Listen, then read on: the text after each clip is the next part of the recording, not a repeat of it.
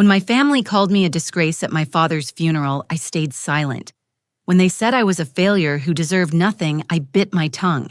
But when my cousin threatened my 10-year-old son, saying, "He's next," that's when my boy stood up and said 5 words that made everyone in that room go white as sheets. I'm Zara Hoffman, and 3 years ago, I became the black sheep of one of the wealthiest families in Chicago. My sister Brooke married a Wall Street executive and became the golden child. My uncle Dexter managed our family's investment portfolio and earned my father's respect through pure greed. His son Jet grew up thinking cruelty was a birthright. And then there's my son Knox, the smartest 10-year-old I've ever known, who sees everything with those sharp eyes he inherited from his grandfather. My father, Palmer, built an empire from nothing, but he also built walls around his heart. When I chose love over money and independence over control, those walls became prison bars that kept me out of the family I was born into. I thought I'd lost everything when I walked away from their toxic world to raise Knox on my own terms. I had no idea that my father had been watching every move, recording every cruel word, and planning something that would change everything. The day of his will reading, I walked into that mahogany-paneled law office expecting nothing but insults. What I got instead was a masterclass in justice served cold, delivered by the most unlikely messenger imaginable. My own son held the key to a secret that would expose my family's true nature and flip our entire world upside down. What happened in that conference room wasn't just about money or inheritance.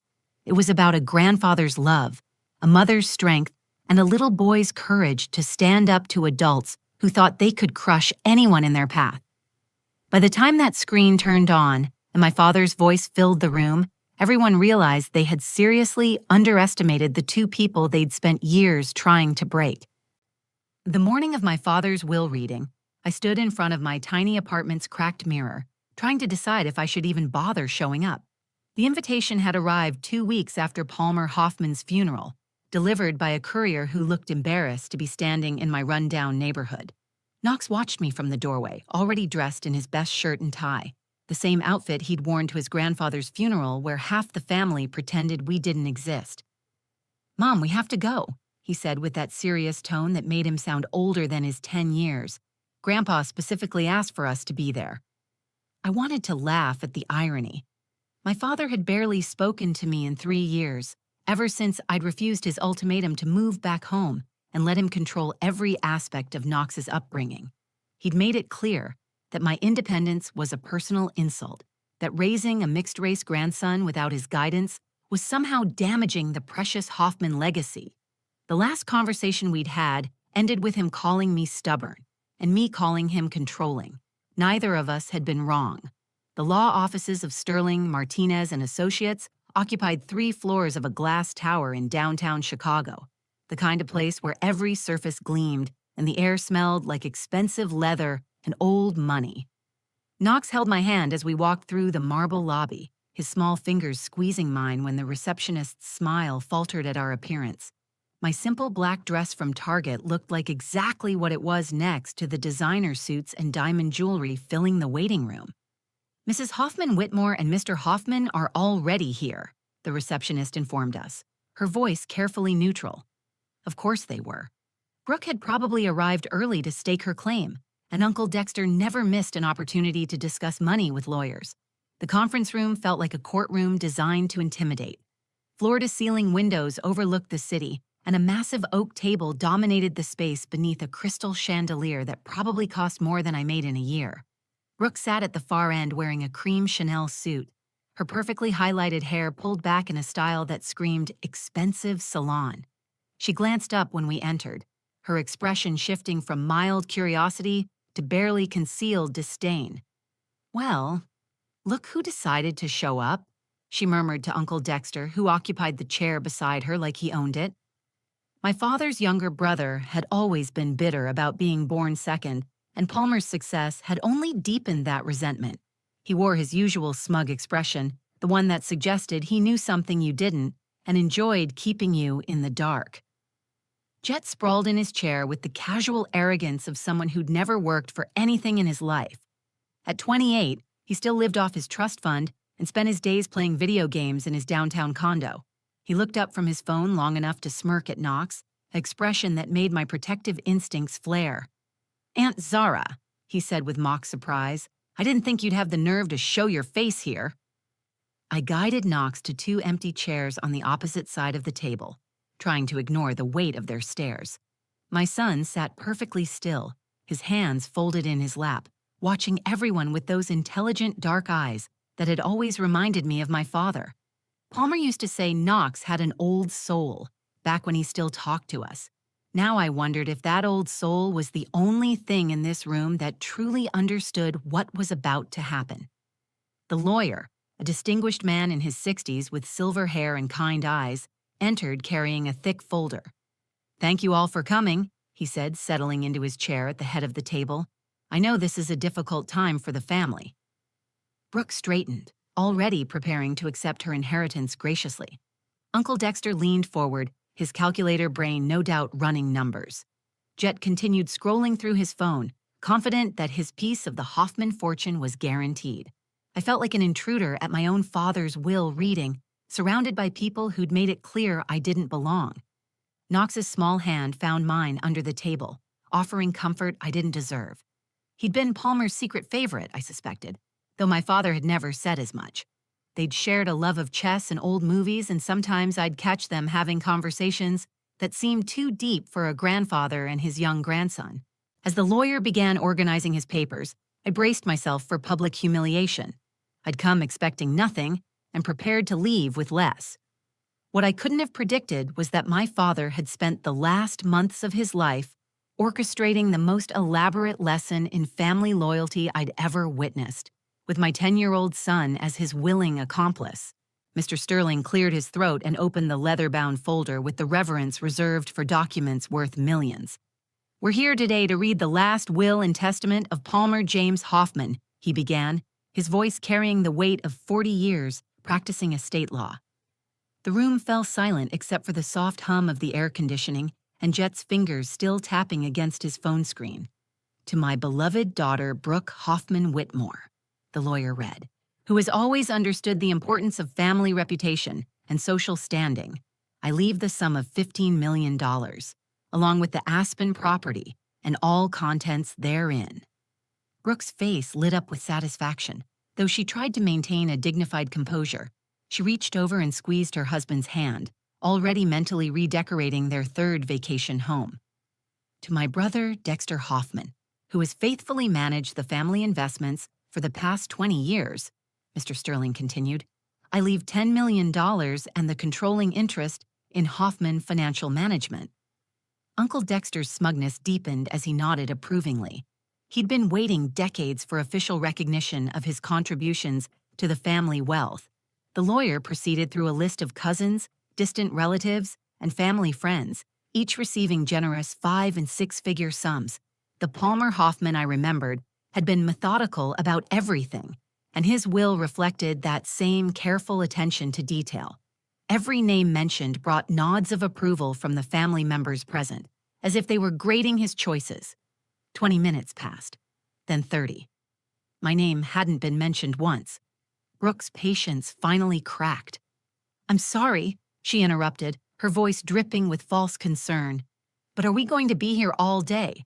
Some of us have actual responsibilities to attend to." Her eyes flicked toward me with unmistakable meaning.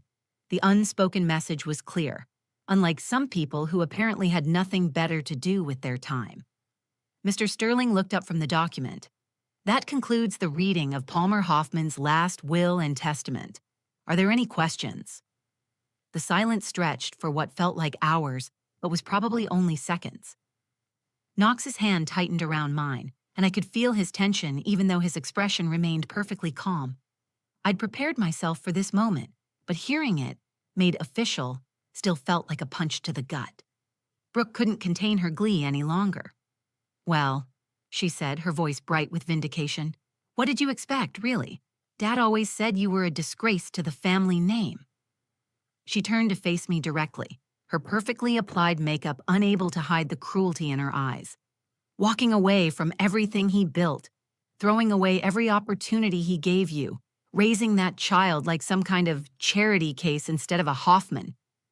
Uncle Dexter chuckled, a sound devoid of any warmth.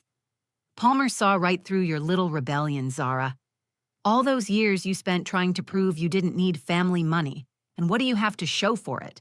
A cramped apartment and a freelance career that barely pays the bills. He shook his head with mock sympathy. A failure till the end, just like he always predicted you'd be. The words hit harder than I'd expected. I'd known they thought these things, but hearing them spoken aloud in this formal setting made them feel like legal judgments rather than family opinions.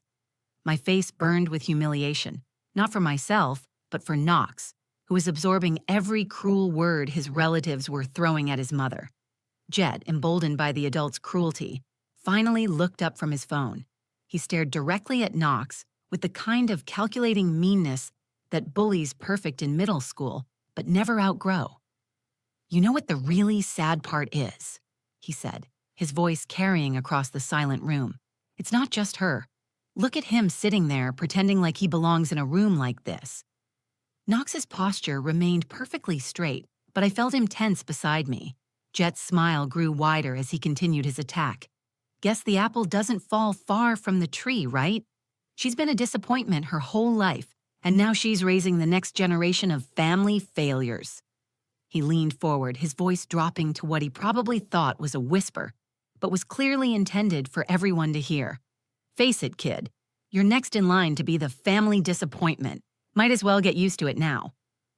That's when something inside me finally snapped. I started to stand, ready to tell them exactly what I thought of their cruelty, ready to grab Knox and walk out of this toxic environment forever. But before I could move, before I could speak, my 10-year-old son did something that stopped me cold. Knox stood up on his chair, his small frame suddenly commanding the attention of every adult in that room, and spoke with a confidence that seemed to come from somewhere beyond his years. Knox rose from his chair with the kind of deliberate calm that made everyone in the room stop talking. At 10 years old, he barely reached my shoulder even when standing, but something about his posture commanded attention in a way that reminded me painfully of my father. The similarity was so striking that Brooke actually gasped, her hand flying to her chest as if she'd seen a ghost. "My grandpa recorded something for this exact moment," Knox announced, his voice clear and steady despite being surrounded by adults who'd just finished tearing his mother apart. The conference room fell completely silent. Even Jet stopped smirking, confusion replacing the cruel satisfaction on his face. Uncle Dexter leaned forward, his brow furrowed. "What are you talking about, boy?" "Recorded what?" Knox reached into the pocket of his dress pants and pulled out a small black remote control, the kind used for smart TVs and media systems. I stared at it in complete bewilderment. I'd never seen it before in my life, and I certainly had no idea why my son would be carrying around electronics to his grandfather's will reading. "Grandpa gave this to me 3 weeks before he died," Knox explained, holding the remote up so everyone could see it. "He came to our apartment when Mom was at the grocery store. He said he had something very important to tell me, something that had to stay secret until today." My heart stopped. My father had visited our apartment? When? How had I not known? I tried to remember any unexplained absences, any moments when Knox might have been alone, but my mind was reeling too much to think clearly. Brooke's voice cracked with disbelief. "That's impossible. Dad wouldn't have gone to that neighborhood. He wouldn't have—" He said to press this button when Aunt Brooke called my mom a disgrace, and Uncle Dexter laughed about it, Knox continued, completely ignoring her interruption. "He told me to wait for those exact words because he knew you'd say them. He knew exactly what you'd do." The remote control suddenly felt ominous in Knox's small hands. Mr. Sterling looked as confused as the rest of us, his professional composure cracking as he tried to understand what was happening. This was clearly not part of the standard will-reading protocol he'd followed for decades. Knox turned to face the large flat-screen television mounted on the conference room wall, a display I'd assumed was used for presentations and legal documents.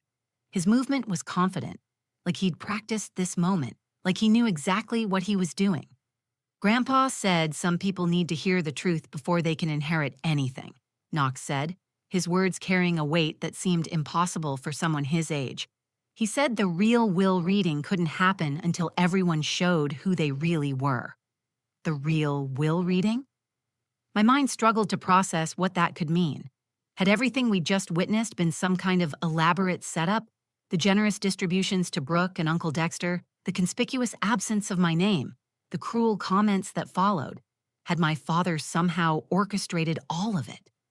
Jet jumped up from his chair, his face flushed with anger.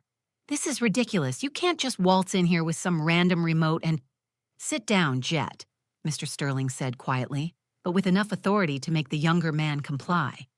The lawyer's expression had shifted from confusion to something approaching fascination. Let the boy finish. Knox's fingers moved over the remote with practiced ease, finding buttons he clearly understood. The television screen flickered to life, casting a blue glow across the mahogany table.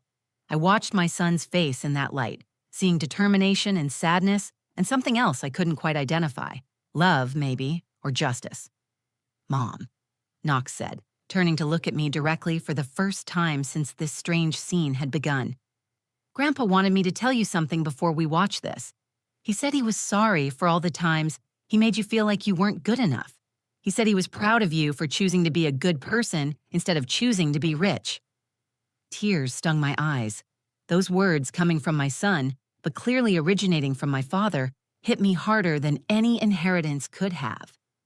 Palmer Hoffman had been many things, but he'd never been good at apologies or expressions of pride. Hearing them now, delivered through the grandchild he'd claimed to disapprove of, felt like a miracle, and a tragedy rolled into one. Knox raised the remote toward the screen, his finger hovering over what I assumed was the play button. The adults around the table sat frozen, caught between disbelief and a growing sense that something monumental was about to happen. Grandpa said this would be the most important family meeting we'd ever have, Knox said. He said after we watch this, everything would be different. Then he pressed the button. The screen flickered from blue to black, then suddenly my father's face filled the display with startling clarity. Palmer Hoffman sat in his home office, the same mahogany desk and leather chair I remembered from childhood visits, but his appearance shocked me. This wasn't the frail, sick man I'd seen at the hospital. This was my father as I'd known him in his prime, sharp-eyed, commanding, and very much in control. If you're watching this, Palmer said, looking directly into the camera with those piercing eyes Knox had inherited, it means my family has just shown their true colors at my will reading. Brooke, Dexter, Jet, I heard every word you just said. The room went deadly silent. Brooke's face drained of color so quickly, I thought she might faint. Uncle Dexter's mouth opened and closed like a fish gasping for air. Jet looked like he'd been slapped. Palmer continued, his voice carrying the same authority it had possessed in boardrooms and family dinners for decades. The will you just heard was fake, a performance designed to reveal exactly who you've become when you thought no one was watching.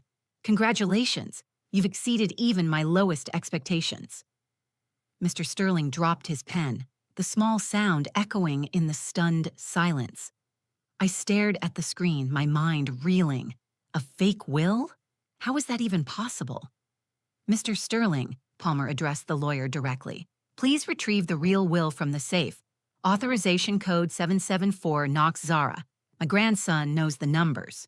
Knox nodded solemnly. 77489679, he recited from memory. I realized with a start that those numbers spelled out his name and mine on a phone keypad. My father had always been clever with codes.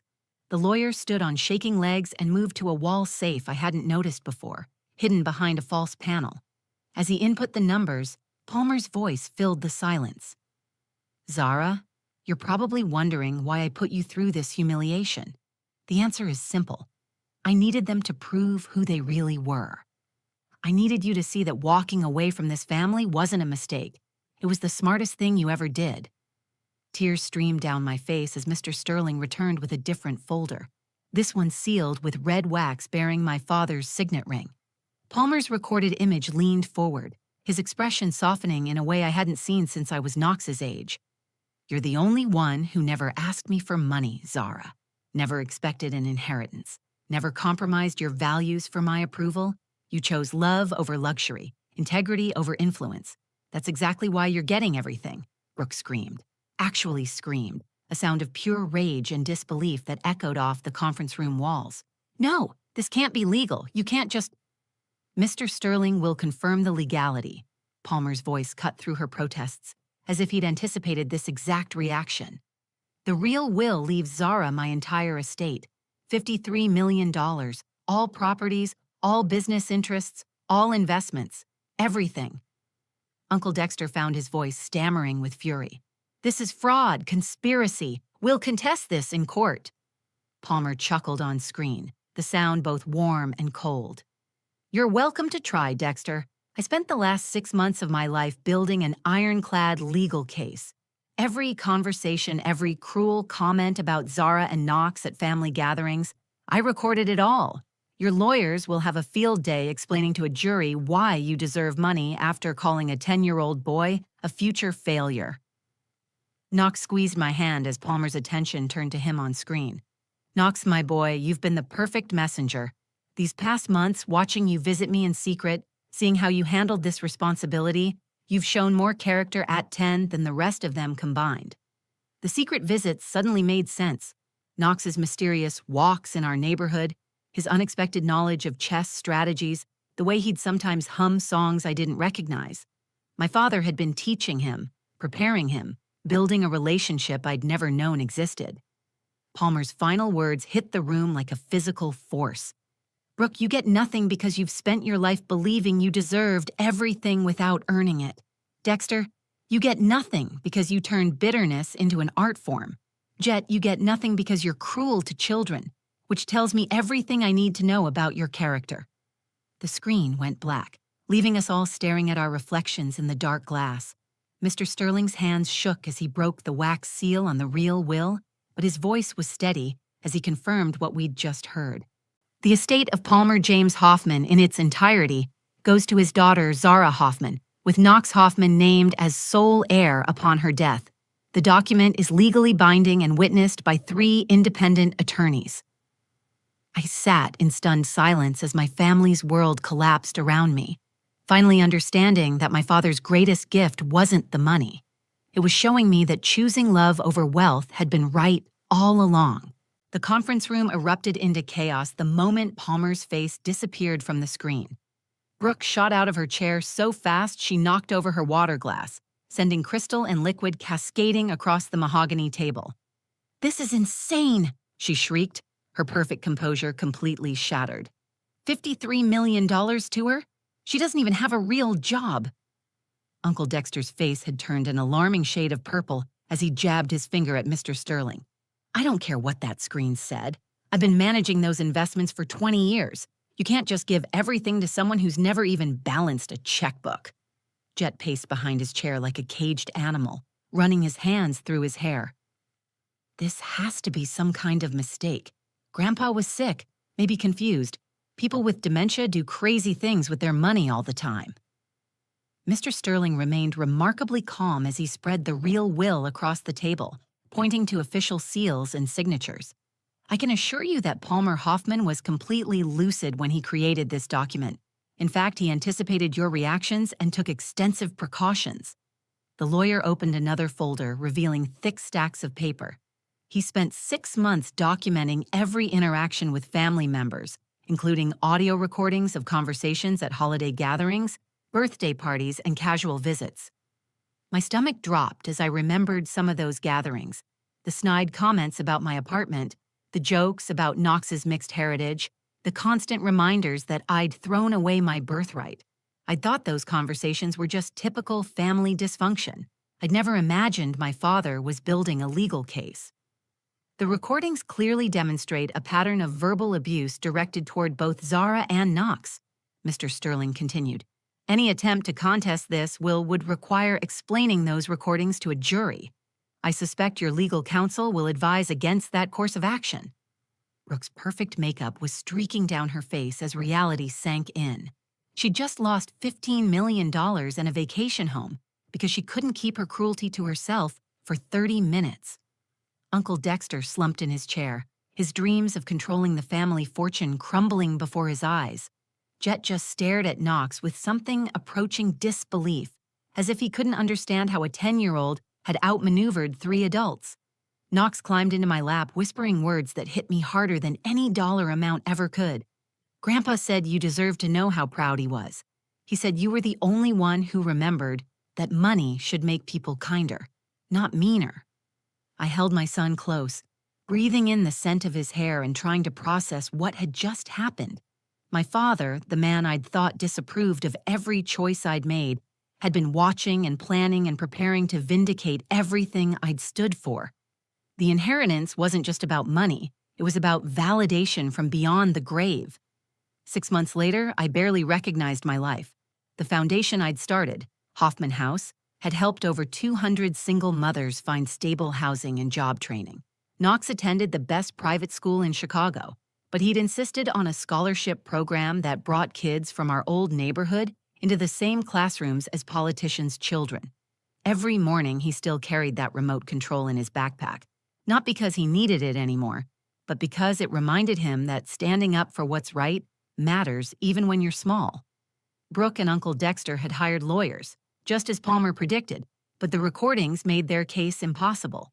Hearing themselves mock a 10-year-old child on audio had been sobering enough that they'd dropped the contest within weeks. Jet had moved to California, claiming he needed a fresh start away from family drama. I suspected he was just embarrassed that a fourth grader had exposed him as a bully in front of a room full of adults. The greatest inheritance wasn't the millions in my bank account or the properties I now owned. It was learning that my father had seen my strength all along, that he'd understood the courage it took to choose integrity over easy money. Palmer Hoffman had spent his final months crafting the most elaborate lesson in family values I'd ever witnessed, using my own son as his messenger and my family's cruelty as the trigger. Knox and I still lived simply, though our apartment was bigger now and in a safer neighborhood. We'd learned that having money didn't mean you had to become money. The remote control that had changed our lives sat on Knox's desk next to his homework, a daily reminder that sometimes the smallest voices carry the biggest truths. If this story touched your heart, please share it with someone who needs to remember that choosing kindness over wealth always pays the biggest dividends. Comment below with your own stories about family loyalty and unexpected justice. And don't forget to subscribe to our channel for more incredible true stories that prove love really does conquer all.